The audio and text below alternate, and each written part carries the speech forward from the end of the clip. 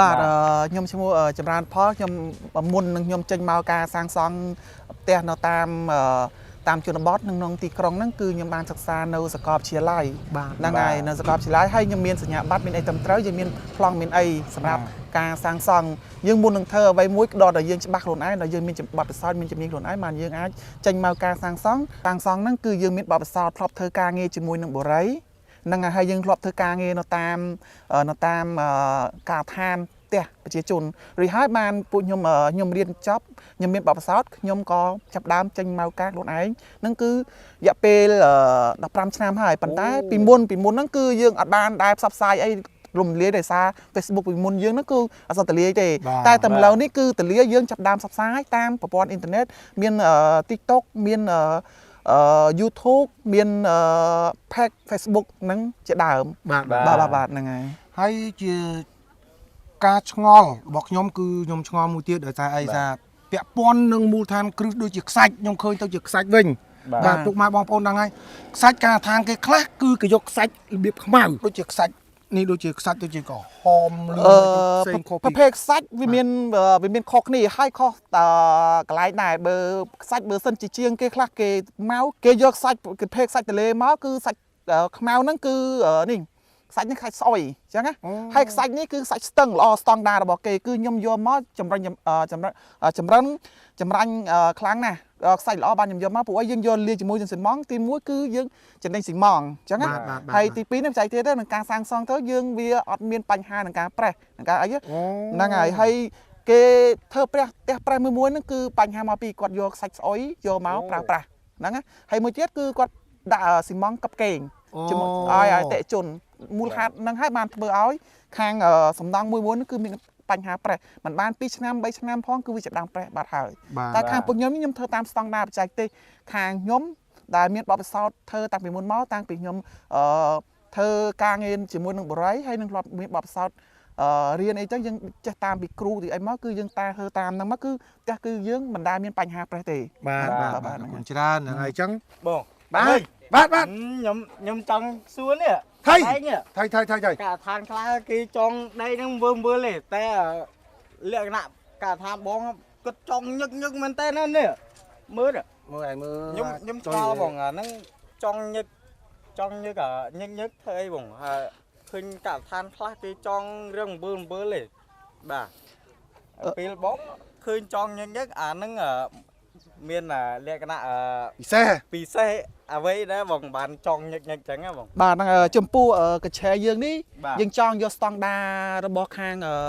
ការសិក្សាស្រាវជ្រាវអញ្ចឹងណាយើងមានបទពិសោធន៍ពីមុនមកធ្វើនៅបរិយឬធ្វើនៅ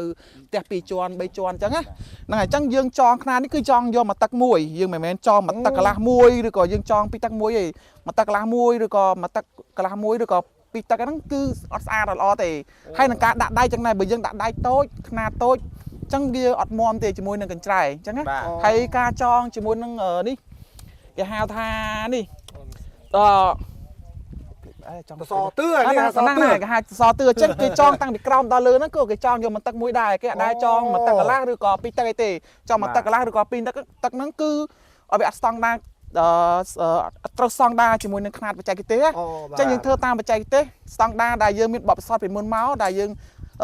សិក្សាហើយនឹងការអនុវត្តពីមុនមកអញ្ចឹងណាបងអញ្ចឹងយើងធ្វើអញ្ចឹងគឺតាមស្តង់ដារយើងមិនចេះកັບកេងយើងមិនលួចមិនអីទេព្រោះយើងធ្វើនេះធ្វើដើម្បីឲ្យតម្រូវការអតិជនគាត់ចង់បានហើយយើងដល់ប៉ិតអតិជនគាត់អត់សូវយល់ទេតែខាងក្រុមជាងខ្ញុំគឺបញ្យល់ប្រាប់គាត់ពួកខ្ញុំអត់លាក់លៀមហើយពួកខ្ញុំអត់កេងអីវ៉ាន់កេងសំណងអីទេបាទដោយសារនេះគឺជាគ្រឹះសំខាន់ផ្ទះគឺសំខាន់ផុតគឺគ្រឹះខាងក្រៅហ្នឹងហើយអត់មានហានិភ័យអីទៅប្រេះអត់មានបញ្ហាអីទេហ្នឹងហើយសំខាន់គាត់ធ្វើមកឲ្យនិយាយទៅអត់គប់គេងដែកអត់គប់គេងស៊ីម៉ងហើយសំខាន់បងចង់ទៅសួរប្រភេទស៊ីម៉ងជាប្រភេទស៊ីម៉ងអូតជាស៊ីម៉ងរបស់ក្រុមហ៊ុនជីកម៉ងដែលជា idol របស់ខាងខ្ញុំគឺការថែមផ្សេងៗអីគឺខ្ញុំប្រើស៊ីម៉ងអូតទាំងអស់ព្រោះស៊ីម៉ងនេះគឺមានគុណភាពល្អបាទក្នុងប្រទេសកម្ពុជារបស់យើងហ្នឹងគឺប្រើស៊ីម៉ងហ្នឹងគឺគុណភាពល្អហើយធានាគុណភាពឲ្យទៀតបានខាងខ្ញុំហ្នឹងគឺខ្ញុំចូលចិត្តប្រើស៊ីម៉ងហ្នឹងហើយខ្ញុំ និយាយជាមួយចាស់ទេថាឲ្យប្រើស៊ីម៉ងហ្នឹងទៅគឺវាល្អនិយាយវាគឺជាស៊ីម៉ងរបស់ខ្មែរយើងហងយើងគ្រប់គ្រងផលិតផលរបស់ខ្មែរយើងកុំប្រើផលិតផលរបស់ចៅសៀមបាទហ្នឹងហើយសម្រាប់អតិជនដែលគាត់ចង់មើលរូបផ្ទះមានអីគឺខាងចម្រើនផលយើងខ្ញុំហ្នឹងគឺមានរូបប្លង់ផ្ទះឲ្យមើលហើយយើងមានរូបចាស់ដែលយើងធ្វើពីកន្លែងតំបន់ខេត្តផ្សេងៗហ្នឹងគឺយើងមានរូបថ្មីនិងរូបចាស់ឲ្យគាត់មើលហើយនៅពេលដែលគាត់ចង់មានទៅថាចង់បានប្លង់ 3D ក៏ពួកខ្ញុំមានខាង 3D ឲ្យគាត់ដែរអញ្ចឹងពួកខ្ញុំមានស្រាប់បាទហ្នឹងហើយយើងបង្ហាញហ្នឹងប្លង់នេះប្រភេទប្លង់ 3D ជាប្លង់ចេញជាសភៅយើងមានផ្លូវសភៅប្លង់វាមានប្លង់ដបូលយើងមាន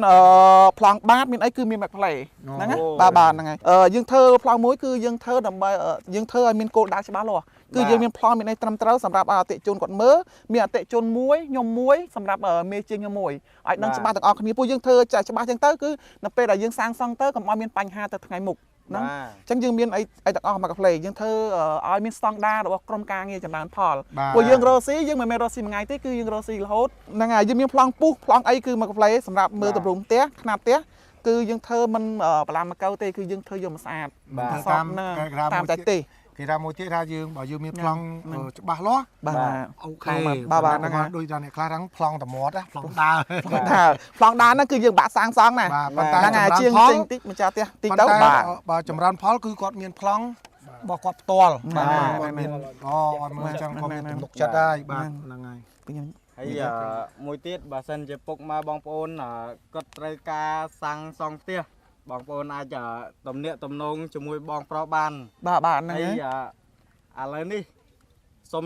លេខទូរស័ព្ទបងប្រុសមួយហ្នឹងហើយទុកឲ្យក្រិតបងប្អូនតាក់ទងបាទសម្រាប់លេខតាក់ទងយើងមានពីខ្សែប្រព័ន្ធ Smart គឺយើងមាន086 92 93 ហើយប្រព័ន្ធមួយទៀតគឺប្រព័ន្ធ97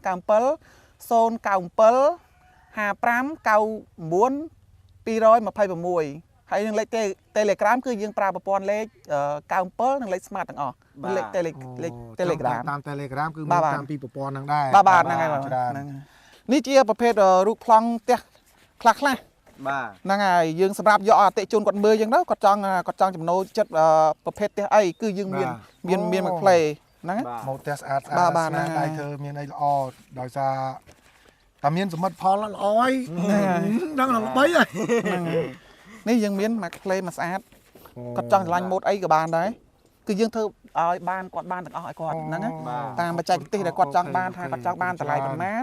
គាត់ចង់បានធ្វើយ៉ាងម៉េចគឺយើងនិយាយជាមួយគាត់ចរចាជាមួយគាត់ជាមួយអីចឹងទៅហ្នឹង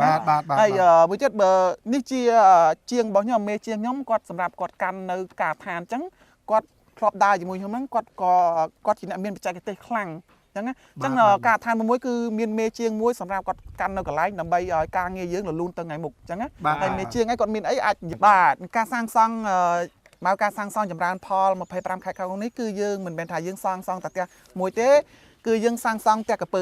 5យើងសាងសង់ផ្ទះល្វែងយើងសាងសង់ផ្ទះវិឡាកូនកាត់យើងសាងសង់ផ្ទះវិឡាតូលវិឡាខ្វីនតាមតម្រូវការអតិជនដែលគាត់ចង់បានប្រភេទអីក៏យើងធ្វើបានដែរហ្នឹងបាទហ្នឹងហើយ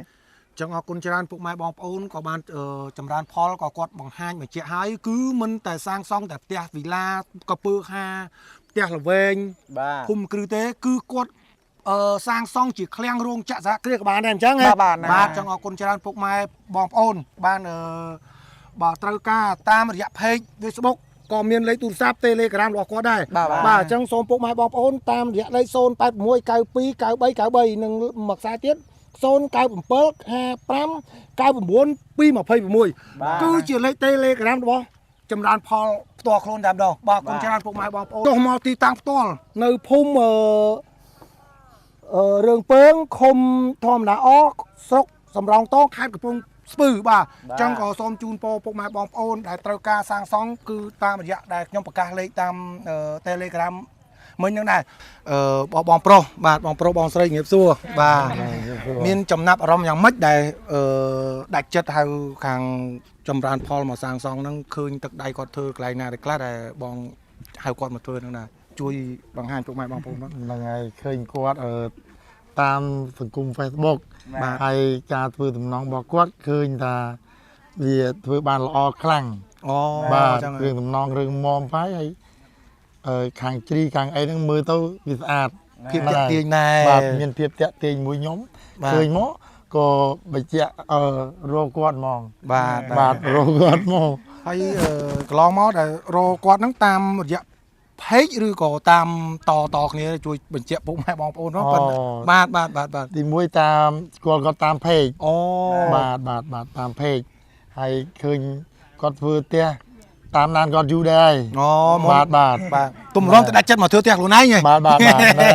អញ្ចឹងពុកម៉ែបងប្អូនបាទឃើញថានេះគឺជាសម្ដីពិតរបស់ម្ចាស់ផ្ទះផ្ទាល់ទាំងប្តីនិងប្រពន្ធមកអត់មានតឃើញកូនមកទេប៉ុន្តែគឺគាត់តាមដានតាមចម្រើនផលតាមភ័យគាត់មកយូរហើយបាទអញ្ចឹងខ្ញុំក៏សូមអរគុណដល់ម្ចាស់ផ្ទះមានអីទេនឹងកផលក៏យើងមានគេឈ្មោះពេលនេះបោះសម្លេងទៅមុខទៅទៀតហើយហើយជូនពរឲ្យម្ចាស់ផ្ទះរស់ស៊ីមានបានអរគ្នាចអរគុណច្រើនពុកម៉ែបងប្អូនបាទអរគុណច្រើនជំរាបលាអរគ្នាបាទ